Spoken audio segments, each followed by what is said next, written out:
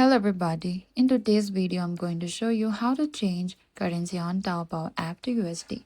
If you want to view prices in US dollars, USD while shopping on Taobao, you need to first open Taobao app. And next is you need to go to your account icon in the bottom right.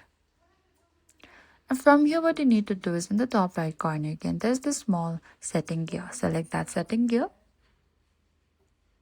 From the setting gear, what you need to do is you need to select this country and region, language or currency. Select that. So from here, you need to select this payment currency here. And what you need to do is you need to simply select to this USD icon below it. And by simply tapping on that, and you need to confirm in the bottom to save changes. And that is it. That is how you can change currency on the Taobao app to USD. Thank you for watching this video. I hope this video was helpful.